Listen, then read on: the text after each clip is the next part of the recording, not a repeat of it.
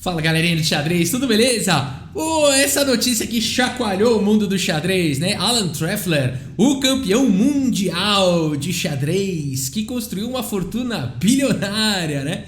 Que história é essa? Quem acompanha o xadrez deve ver a foto desse sujeito aqui, o Alan Trefler, aqui campeão mundial de xadrez, construiu uma fortuna bilionária. Vamos entender essa história? Vamos entender, será que isso daqui é clickbait? Será que isso daqui procede? Porque a Forbes, né, aqui é uma agência de comunicação, né, uma empresa de comunicação muito respeitada, né? E a gente vê na Forbes um título desse e a gente vai tentar desmistificar que história é essa. Vamos lá. Bom, a matéria começa aqui, né, falando aqui a história dele, quando ele começou a jogar xadrez com 7 anos de idade, e aos 19 anos ele foi campeão do World Open Chess Championship, campeonato mundial aberto de xadrez. Aqui que já começa essa história, né, o que é esse World Open Chess Championship? Daqui a pouco a gente vai falar. Não poderia prever que os ensinamentos do tabuleiro iriam guiá-lo para a criação de uma empresa, de uma fortuna bilionária. E aqui o artigo segue falando da empresa dele, a Pegasystems, empresa de software, 6 mil funcionários, realmente um case de sucesso aí, realmente um grande empresário aí, com certeza, esta pessoa, né? E aqui, enfim, aqui fala bastante da empresa, aqui fala mais sobre a empresa, e aqui fala mais sobre a empresa, e aqui fala um pouco mais sobre a empresa, e aí depois fala sobre a relação de xadrez na vida e dos negócios, e aí na verdade fala sobre a empresa, e aqui então resolução de problemas, e no final então conclui-se aqui o CEO, né? Ele vai falando aqui, perder obriga você a se perguntar como isso aconteceu, tal, fala bastante sobre isso, não tenha medo de falhar, né? E aí então termina com, de forma grandiosa aí essa matéria sobre o Alan Trefler, tá bom? Vamos desmistificar, galera. Primeira coisa, o que é esse World Open Chess Championship? Segunda coisa, eu encontrei partidas dele pra gente analisar. Vamos ver as partidas dele hoje pra ver ele jogando. Eu fui atrás da informação se ele realmente foi campeão desse torneio ou não foi. Como é que foi essa história? E a gente vai ver as partidas e a gente vai ver por que essa matéria surgiu de repente. Também vamos falar sobre isso. Tá bom? Então vamos começar. O que é esse World Open Chess Championship? Realmente existe, é um torneio jogado na Filadélfia, todo ano existe, e agora por conta da pandemia mudou um pouco, tá sendo online e tudo mais. É um forte torneio, galera, né? A gente vê aqui quem foram os campeões aqui. É um torneio aberto que ocorre na Filadélfia e tem esse nome, tá bom? Não vale para ser campeão mundial de xadrez. Campeão mundial tem que vencer torneio de candidatos, né? Disputar contra o campeão mundial e tudo. É outra história, né? Isso aqui é o nome do torneio. O nome do torneio é World Open Chess Tournament. É simplesmente isso, tá? Não é o campeão mundial. É o nome do torneio. Mas de fato, os jogadores que jogam aqui são fortes, os que vencem, né? A gente vê na primeira edição aqui, na segunda edição, o Bent Larsen. Aqui na terceira edição, olha quem tá aqui, tá? Ele mesmo, empatou com o Pavlenko. Na verdade, ele não ficou no desempate, ó, você pode ver que o Pavlenko tá em negrito, né? O Pavlenko venceu, ele foi o campeão, o Alan Trefler ficou empatado em primeiro lugar, ou seja, ficou em segundo lugar por conta do desempate, tá? Mas empatou em primeiro, é campeão, né? Então aqui, com 8 pontos em 9, realmente uma performance surpreendente, a gente vai falar sobre isso. Pavlenko, uma lenda do xadrez, e o Alan Trefler empatado com ele, vamos falar sobre isso, vamos ver quem é que participou desse torneio e tudo mais. E a gente vê alguns nomes aqui realmente fortes aqui na história, né? Aqui o Boris Gulko, o Tony Miles empatado, aqui o Gata Kamsky, a gente vê alguns nomes que a gente conhece, tem até o Nakamura aqui daqui a pouco mais recentemente, né? Gata Kamsky aqui de novo, enfim, Sokolov, Gata Kamsky, né? Então a gente tem realmente Tigran Petrosyan, fake, né? Tá aqui também, foi campeão, o Le Quan Lin, o Le Quan Lin, e aqui recentemente foi online em 2020, né? Então a gente... Cadê o Nakamura, aliás? Eu tinha visto aqui, ó. Ricardo Nakamura ficou empatado aqui na primeira colocação em 2009, na Filadélfia. É sempre na Filadélfia, né? Você pode ver aí. Às vezes muda para Valley Forge e tal, mas ele é um campeonato tradicional da Filadélfia. Tá, então esse aqui é o World Open Chess Tournament. É um torneio bastante forte e recebe esse nome, mas ele não faz parte, né, do circuito do Mundial e tudo mais. Inclusive eu tenho aqui quem jogou na última edição de 2019, antes do online. A gente teve aqui a tabela então de classificação. O Le aqui na primeira colocação, Le Quan Lin, Jeffrey Chung na segunda colocação. E depois a gente tem aqui outros jogadores que não necessariamente já ouviu falar. O Ray Robson, né, um forte jogador. O Christian Bauer, para quem acompanha um pouco mais, né? aqui, enfim, mas a gente não tá vendo aqui cadê o MVL, cadê o Guiri, cadê o Wesley So, cadê o Aronian, né? O Aronian talvez na próxima ele participe agora que ele vai morar nos Estados Unidos, né? Pode ser que ele participe, mas acaba sendo assim, cadê o Mamediarov, o lenhador, né? Cadê o Nepomniachtchi, né? Então a gente não vê essa galera realmente aqui no torneio. E uma coisa que chama atenção é que eu acho que alguns jogadores saíram correndo lá no torneio, porque tem um Player Not Found aqui, vários colocados aqui, ó, Player Not Found. É bastante curioso isso. E a gente tem bastante aqui dos Players Not Found. Acho que na hora de dar o nome a alguma coisa, a pessoa saiu correndo, não sei o que aconteceu. E tem vários Player Not Found aqui no torneio. Enfim, um torneio aberto com muita gente, né? E deve acontecer alguma falha aí na organização, que a gente tem bastante aqui. Até o 37º, olha só, empataram aqui o Player Not Found, né? Então realmente é bastante curioso aí. Ou talvez esse site não tenha encontrado aqui, eu tô no Chess Focus, né? Mas enfim, galera, tá? É um forte torneio. Agora vamos estudar esse caso dele. Será que é um bom jogador mesmo? Um forte jogador, o Alan? Vamos dar uma olhada aqui um pouco aqui nas partidas dele, tá?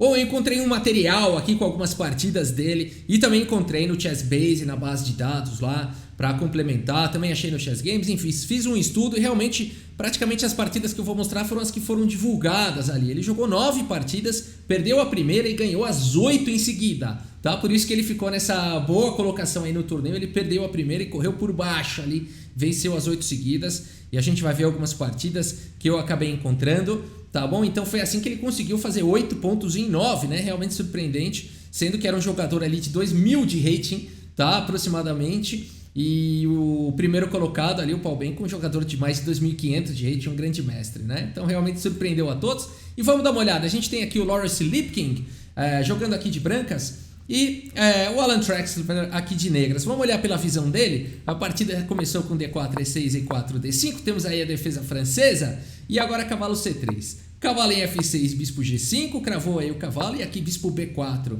Temos E5, atacou o cavalo e agora perdeu peça. Nada disso, H6 atacou aí o bispo. E por F6 capturou uma peça.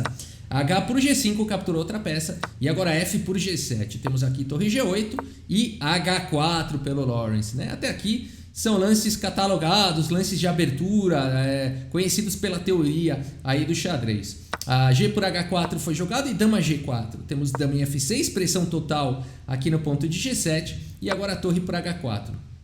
E aqui você pode querer jogar um lance como dama por G7, mas, ou torre por G7, o Alan Traffler preferiu jogar com bispo D7 e agora cavalo em F3. Temos cavalo C6, grande roque, e aqui torre H7, segurando aí o peão na sétima. O Alan Traffler segue agora com bispo por C3, B por C3 e E5, busca aqui uma ruptura, faz um ataque descoberto para cima aqui do Lawrence. Temos D por E5, olha que interessante, atacando agora também a dama do Traffler, criando confusão. Aqui a partida seguiu com dama em E7, mantendo a ameaça para cima da dama. Dama em F4. E aqui as brancas estão muito bem, porque estão segurando esse peão aqui na sétima, a dama está salvo, o peão aqui, né, garantida aqui a defesa do peão central. As pretas têm aqui já 2 peões a menos, né, então realmente está complicada a posição aqui do Traffler, mas ele consegue agora complicar tudo com o lance dama em A3, cheque, rei D2, e aqui dama em A5, cravando o peão aqui de C3. Bispo D3 foi jogado e agora ele aproveita para soltar o braço aqui com o lance D4 e faz um blefe enorme aí e parece que vai rolar, porque o Lawrence cai, agora faz cavalo por D4 e agora nós temos cavalo por E5. Olha, é um jogador forte, é um jogador perigoso, colocou aqui, o cavalo está muito bem protegido pela dama. A partida seguiu com o bispo B5 atacando aí, propondo trocas, mas agora cavalo G6 complicando tudo, atacando a dama aqui do Lawrence. A bispo por D7, esse lance vem com cheque, torre por D7 e agora dama G4, cravando aqui a torre, mas agora F5 aqui pelo Traffler, né? Então deixando o cavalo, olha que lance bonito, o peão protegido pela dama e o negócio dele mesmo é descravar aí a torre. A partida seguiu aqui com dama por G6, capturou aí o cavalo, mas agora a torre por D4 e aqui o Alan Traffler tá jogando já com uma torre... com material a menos, né? Um pouquinho de peões a menos contra um peão passado, aqui um peão avançado, né? O peão tá cravado, não pode capturar agora a torre. Temos aqui rei em E2, mas agora dama em E5, cheque, rei F3, dama em F4, cheque, rei E2, dama em E4, cheque. E nessa posição o Lawrence abandona aqui a partida, vai levar checkmate no próximo lance, abandonou porque não dá mais, né, pessoal? É mate no próximo lance, uma belíssima vitória aqui do Alan Trefler, né, de virada, uma belíssima partida. Se a gente olhar aqui o relatório, né, a gente vê que realmente ele foi mais preciso, 93,5% de precisão. Tomou ali uma pancada na partida inteira ali do Lawrence Lipking, mas ele conseguiu criar umas ameaças, conseguiu criar um contra-jogo interessante. E olha só, galera, o que não faz a força de vontade, né, não desistir, acreditar, né, tudo junto. E aqui, olha só o que ele conseguiu, uma belíssima virada aqui nessa partida, né? E a gente vê que o Lawrence Lipking perdeu a mão aqui nesse lance, que ele foi de uma posição equilibrada para uma sequência de mate. Vamos ver que lance foi esse? Mas foi aqui, né? O lance aqui, dama por cavalo, né? Realmente foi muito ousado você permitir a entrada da dama aqui com sequência de mate. A gente viu que era uma sequência impossível de segurar, né? Então o que aqui pode ser feito? É difícil, aqui as brancas estão na corda bamba, elas teriam que achar o lance torre H5, cravando aí o peão e propondo trocas. Depois de, por exemplo, o cavalo E7, colocando o cavalo em segurança e colocando mais uma proteção aqui no peão, poderia seguir com dama F4 e o jogo vai embora com chances para os dois lados, tá? Então o Lawrence Lipking escorregou aqui no final, foi para esse dama por G6, faminto aí, e em poucos lances depois teve que abandonar por conta aí do checkmate. Errou e errou feio, né? Muito legal essa partida, né? A gente já deu pra sentir que o Alan Trefler sabe jogar. Vamos ver a próxima partida, vamos lá. Jonathan Franco contra Alan Trefler. Vamos lá. Aqui ele abre com o peão do rei E4, E6, mais uma defesa francesa D4, D5. Deu certo, eu vou continuar jogando a francesa. E5, C5, a variante do avanço. C3, cavalo C6, cavalo F3. Então uma B6, só que é automático para quem joga a francesa. Esses lances aqui são comuns de abertura. Bispo E2, CD4, CD4, cavalo H6. Aqui, esse cavalo gosta muito da casa de F5. Aqui as brancas têm a possibilidade de capturar, inclusive deixar o peão de B2, vai para uma linha bem ardida. Aqui ele preferiu seguir com B3, aqui o Jonathan. Temos o cavalo em F5, o cavalo fala, bom, você não me capturou, agora eu fico em F5. E aqui bispo B2, bispo B4, cheque, rei F1. E aqui bispo D7. Saiu bem na abertura aqui o Alan Trefler, saiu bem. A partida seguiu com G4, o que é isso? Atacando aí o cavalo H6, atacou o peão H3, protege. E agora roque. Temos aqui A3 atacando o bispo volta lá para E7 numa boa. E aqui B4 ganhando espaço na ala da dama. F6, jogadores de francesa fazem isso, vão agora tentar quebrar essa estrutura central. E por F6, torre por F6, e agora o Alan Trefler tem uma maravilhosa coluna F semi-aberta aí para ele trabalhar. Cavalo C3 foi jogado torre de A em F8, pressão total na coluna F, cavalo em A4 atacando a dama, e a dama vai para casa de C7 em segurança, e aqui torre C1, cravando aqui o cavalo na coluna C. E nessa posição, pessoal, o Alan Trefler vai para uma sequência bastante interessante aqui, e faz o lance torre aqui por F3, o que é isso? Sacrifica agora a qualidade. A partida seguiu com bispo por F3 e agora dama em F4, uma sequência muito interessante. Pode não ser a sequência mais precisa, mas coloca problemas. Aqui coloca o Jonathan Franco na corda bamba. Aqui ele tem que achar rei G2 e ele encontra rei G2, então trazendo mais uma proteção. E agora cavalo por D4, aqui o que está acontecendo, o que o Alan Trefler está fazendo aí? Muito criativo aqui o Alan Trefler, ele agora coloca pressão total aqui no ponto de F3, total no ponto de F2, praticamente você não pode recusar capturar esse cavalo com o bispo, a dama não pode capturar esse cavalo porque está caindo aqui em F3, e o bispo não pode sair também, está caindo aqui em F2, com checkmate, então realmente não resta muita possibilidade, bispo por D4, mas interessante é que esse lance abre um ataque descoberto aqui para cima do cavalo. Olha que legal, imaginativo aqui o Alan Trefler, né? Então a partida seguiu com bispo por D4, agora bispo por A4, colocando agora pressão aqui na dama. A dama tem que continuar protegendo aqui o bispo em F3, então dama D3 foi jogado, e agora bispo C6 aqui, o bispo volta aí para a diagonal de casas claras. Dama em E3 propondo trocas, dama em F7 evitando aqui as trocas. E se a gente fizer um pequeno balanço, né, o Trefler continua com uma qualidade a menos, uma troca a menos, uma torre aí. Ele tem uma torre a menos e um cavalo a mais, né, uma torre por um cavalo. A partida seguiu aqui com torre de H em E1 e agora E5 aqui na posição. Olha que legal, né? Olha que bacana aqui esse tema que ele encontrou. Aqui é o seguinte, né, pessoal? Você não pode tirar a dama aqui da defesa do bispo. E se ele tivesse jogado bispo por E5, não foi o lance jogado, mas D4 traz uma pancada aqui na posição. abre todo tipo de ataque. Depois de bispo D4, por exemplo, não foi assim que segura a partida. Um lance como bispo G5 seria realmente uma pancada na posição, né? A dama, ela não consegue mais ficar protegendo aqui em F3, está atacando a torre, e aqui poderia seguir dama por G5, dama por F3 com forte ataque aqui para as negras, continuaria com uma qualidade a menos, mas um ataque aqui bastante interessante, dama H1, dama E4 e por aí vai, bispo caindo, uma posição aqui, ataque em F2, uma posição muito forte aqui para as negras. E então, depois desse lance E5 aqui, o Jonathan Frank, um bom jogador, ele segue com o melhor lance da posição B5, tentando tirar o bispo dessa diagonal de casas claras. Aqui temos E por D4, atacando agora a dama. Aqui dama B3 foi jogado e D3 ameaça, deixando o bispo agora e ameaçando um garfo aqui para cima das torres. É um jogador interessante esse Alan Treffler, tem um estilo e tanto. A partida seguiu com torre E3, agora D4 atacando a torre mais uma vez. Aqui dama por F7, trocando rei por F7, sofisticado aqui o lance do Alan Treffler, né? A gente fica imaginando por que não capturar aqui de torre, mas de torre não seria o melhor lance, depois de torre por e peão por bispo, poderia seguir D2, por exemplo, torre B1 e D por E3, e a gente tem uma posição muito interessante, difícil de jogar, mas aqui as pretas não conseguem se impor na posição. Depois de, por exemplo, o peão por, você poderia jogar um bispo D6 segurando a casa de promoção. E aqui G5 seria um lance muito forte, tentando desviar o cavalo que está protegendo lá em F7, para, enfim, promover e depois dar um bispo aqui em C4. Tem uma sequência muito forte se o cavalo sair daí. Então aqui forçaria bispo B8 pelas negras, teria que achar essa linha, né? G por H6 e torre C7. E as pretas conseguem segurar o empate numa posição bem confusa, bem difícil, com o peão passado e tudo mais dos dois lados. Então aqui preferiu não seguir dessa forma e por isso que aqui o Alan Treffler vai para rei por F7. Ele não vai mais ter os temas do rei tomando checkmate. A partida seguiu com torre por E7, cheque, rei por E7, B por C6, B por C6, torre por C6. E a gente tem esse final, então no final das contas a gente tem um final onde o Alan Treffler tem um peão a mais. Cavalo F7 foi jogado na partida, torre C7, cheque, rei E6, rei F1 agora, né? Você não poderia até pensar em torre por A7, mas aqui cavalo G5 seria uma boa continuação para o Alan Treffler, não foi assim que seguiu na partida, mas depois de mais alguns cheques aí, as pretas têm um forte ataque na posição. Por isso que aqui rei F1 foi jogado e agora cavalo E5, atacou o bispo D1, torre B8.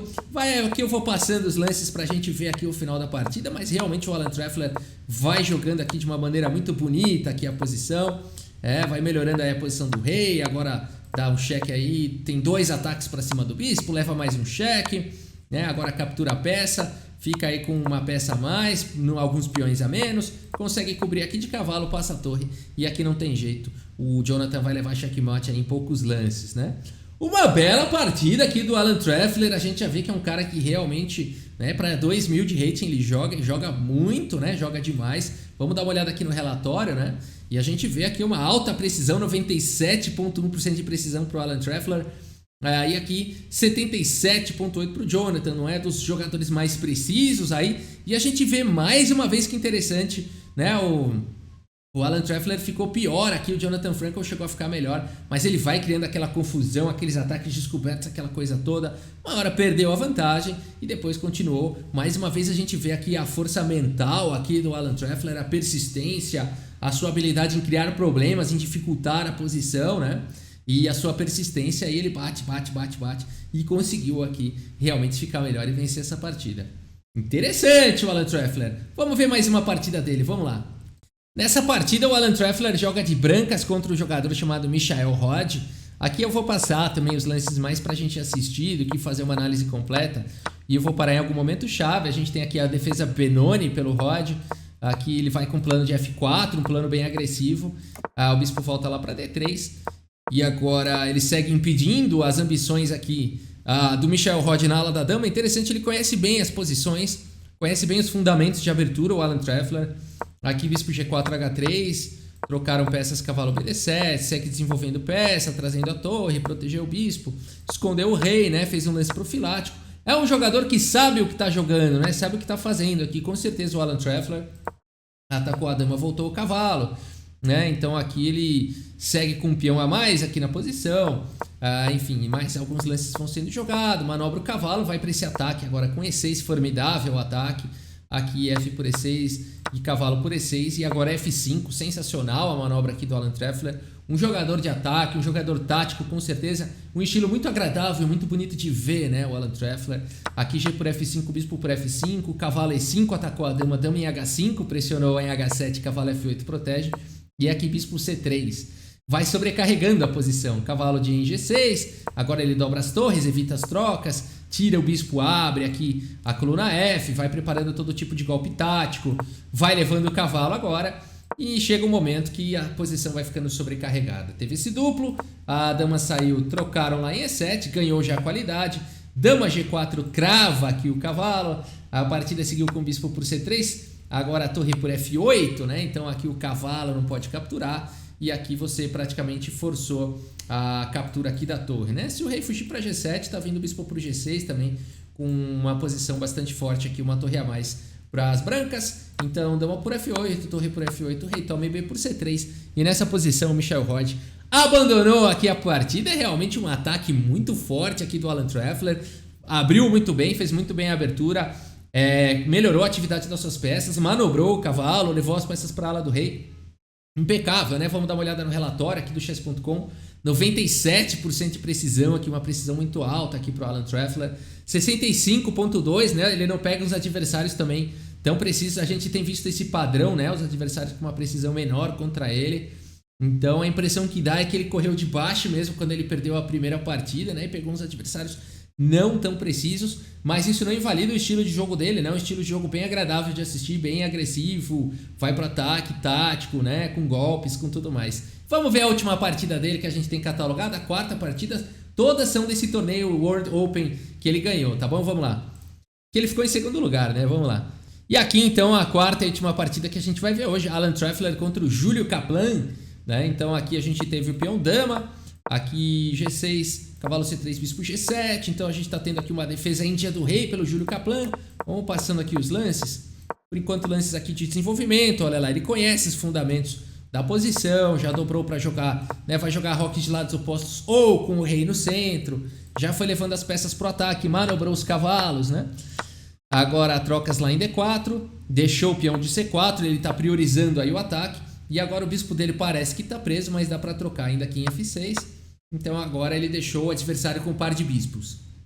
No entanto aqui o Júlio Kaplan vai para uma ideia curiosa que bispo toma, né? Dama por F6 nitidamente dá um duplo aqui na posição e as pretas estão, se não ganhas já, com uma vantagem absurda, né? Não vão ter dificuldade nenhuma de vencer essa partida com o rei todo exposto e um peão caindo, seja em F3 ou seja B2. Dá para as brancas abandonarem aqui em poucos lances, mas o Júlio Kaplan aqui, curiosamente, você vê como é que são as coisas, né? Quando a pessoa tem tá no torneio certo, também tá encaixando até mesmo um pouco de sorte no caso, né? De pegar um adversário ali que vai pro lance bispo por F6 e aqui ele escapa do pior e segue agora atacando, agora é a hora, né? É aquela teoria que eu tenho, uma teoria que fala assim, quando o adversário não quer ganhar, ele vai perder, né?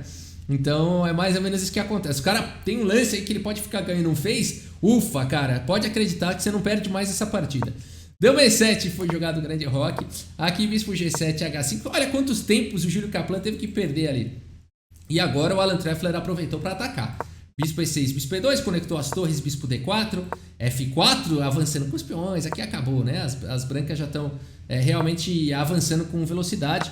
D por C4, agora F por E6, caiu uma peça, o Júlio Kaplan sacrifica uma peça. Bastante interessante essa ideia agora do Júlio, para conseguir um contrajogo, C3 agora. No entanto, aqui o Alan Treffler mostra que ele é bom de tática mesmo.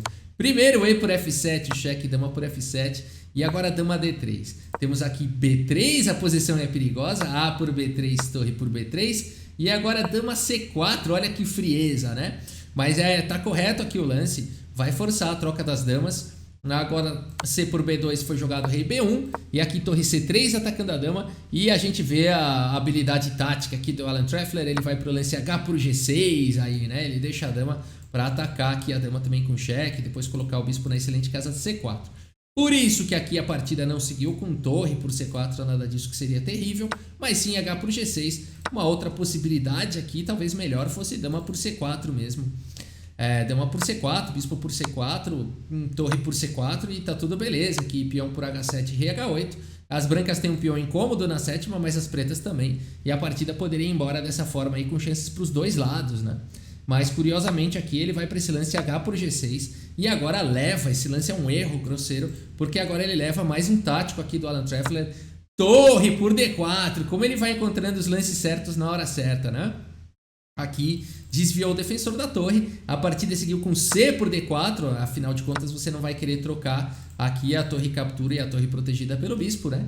Então aqui ele aceitou, mas agora dama por D4. E olha que interessante, as pretas têm uma dama e duas torres, né? Só que existe agora um ataque aqui em H8, né? Bastante forte, a torre também está atacada. A partida seguiu aqui com dama em F6, tá? Propondo aí a troca de peças e protegendo a torre aqui em C3. Rafa, e torre C1 aqui não seria bom? Seria interessante também, depois de rei por H2, rei por B2, torre por H1, poderia seguir bispo C4.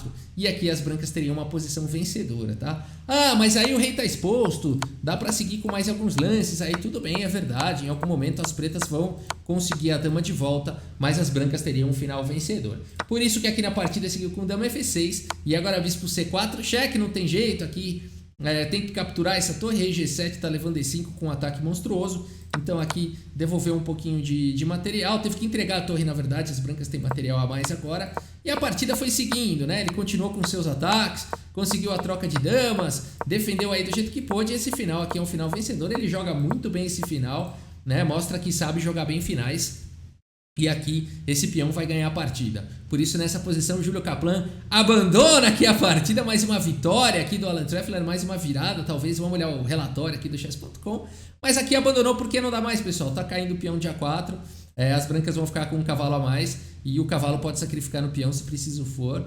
E o rei e o peão vão subir para a vitória. O peão vai ser promovido. Quem vai ganhar a partida é esse cara aqui, né? Então aqui abandonou porque não dá mais o Júlio Kaplan. Vamos ver o relatório aqui do chess.com.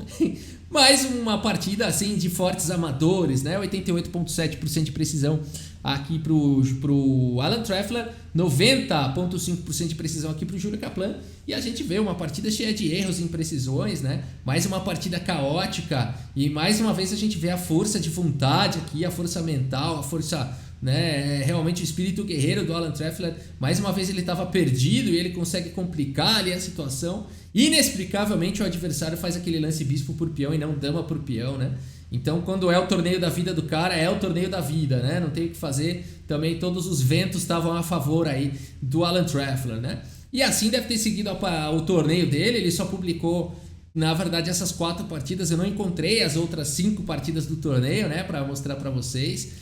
E o que a gente pode concluir aqui, né, a respeito dessa história?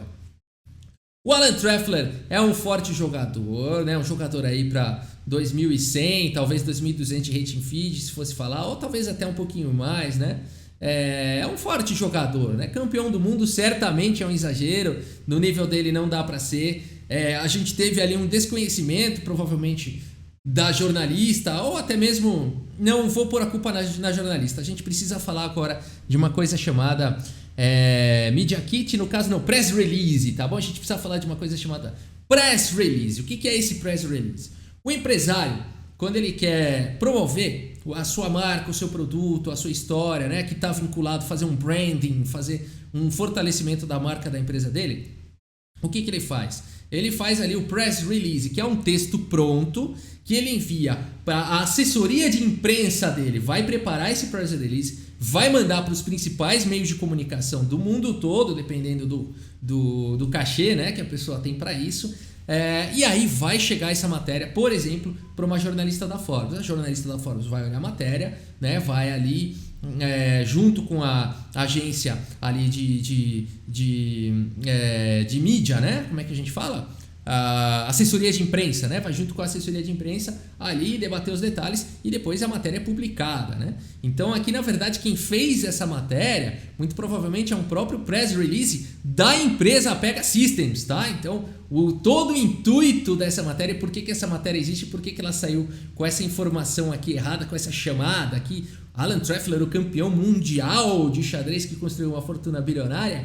Na verdade, isso daqui é uma grande propaganda da empresa Pega Systems, tá bom? É um press release que foi mandado para Forbes, E aqui com um intuito único e exclusivo de promover a empresa. E aí todo mundo vai falar sobre essa empresa, aí vão falar, puxa, o CEO, o cara é ferrado, ele é campeão do mundo, essa empresa é top, a empresa é bilionária, de fato deve ser uma bela empresa. Então tá de parabéns aqui, porque além de tudo o Alan Trefler, além de excelente empresário, também é bom em marketing, né? É bom aí em promover e com certeza também é bom nos negócios, porque deve ser uma empresa muito boa, deve ser uma empresa que realmente traz um grande valor ali por ter chegado a se tornar bilionário com essa empresa, né? Então aqui realmente uma figura e tanto Alan Trefler, né? Quero elogiar aqui a pessoa dele, por ser um empresário de sucesso, por ser um jogador muito forte, fez história, queira ou não, né? Usou uma força mental ali, usou uma força de vontade, vento a favor, tudo junto, para conseguir se empatar ali em primeiro lugar contra o Paul Benko, né? Perdeu no desempate, então ele não foi o campeão do torneio, muito menos campeão mundial, mas isso não invalida a grande pessoa que o Alan Trefler parece ser, pelo menos nos negócios. Como pessoa eu não conheço, não sei falar e acho que não vem ao caso aqui do vídeo, mas aqui como empresário, com certeza empresário de sucesso, como jogador, um forte jogador, né? Mas aí fica essa explicação, aí muita gente não sabe o que é essa história de press release, agora tá sabendo, muita gente não sabe que as pessoas têm assessoria de imprensa que faz essa divulgação para os principais meios de comunicação, e o meio de comunicação vê se aquilo vendeu uma boa matéria e tiver credibilidade, eles publicam. No caso, pelo fato da Forbes não conhecer os pormenores ali do mundo do xadrez, né? World Open Chess Championship, é verdade, deve ser o campeonato mundial, né? Então provavelmente a jornalista, por desconhecer os pormenores do mundo do xadrez, acabou acreditando na matéria e soltando essa informação que não é correta. Ele nunca foi campeão mundial de xadrez. Tá bom, pessoal? Espero ter esclarecido aí essa história. Se você gostou aí do vídeo, deixa o seu like, deixa a sua curtida. Se você gosta de vídeos de xadrez, inscreva-se no canal. E é isso, muito obrigado pela sua audiência. Um grande abraço para todos vocês e até a próxima. Valeu! Cavalo H5 no tabuleiro de xadrez. De xadrez.